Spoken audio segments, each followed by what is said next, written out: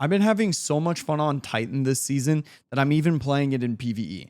Now, obviously, I can't use the exact same build that I use in PvP. I do like a slight variant of it for PvE, primarily around Heart of Inmost Light. So I'd like to break down that build for you today. As I mentioned, the exotic this entire build is based around is Heart of Inmost Light. This states that using an ability, grenade, melee, or barricade, and also very, very important, the thruster, empowers the other two abilities.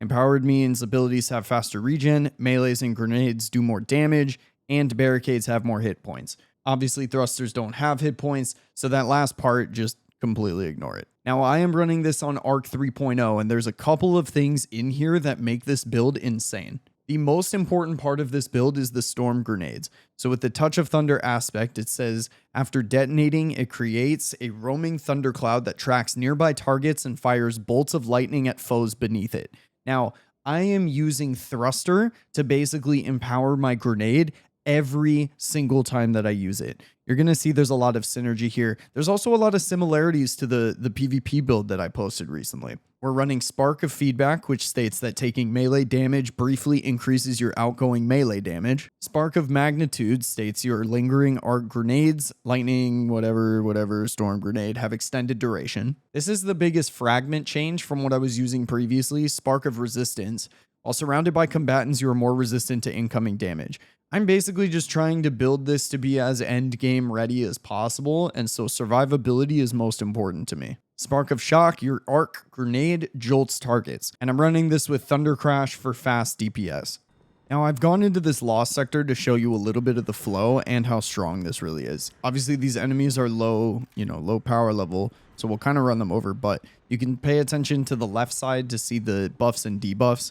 When I thruster, see, I have empowered grenade and melee for 10 seconds. So we throw a grenade, and you see it just chains and destroys everything. I get my thruster back.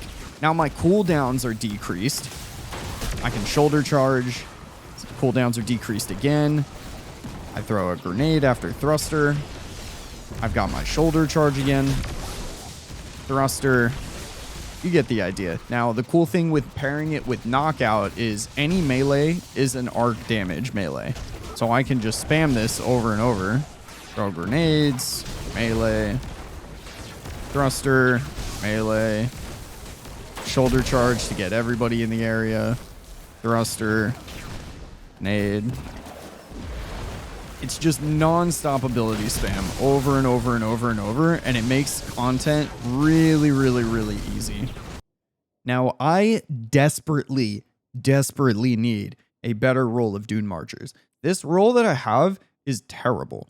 It does not have any stats in the sections that I want, which for me is high resil, recovery, discipline. The rest of the stats are just completely wasted. So I plan to use this build almost exclusively for GMs. We'll be starting next week when I return from TwitchCon. And if you'd like to see this build in action, you can watch at twitch.tv/strasner. Thank you so much.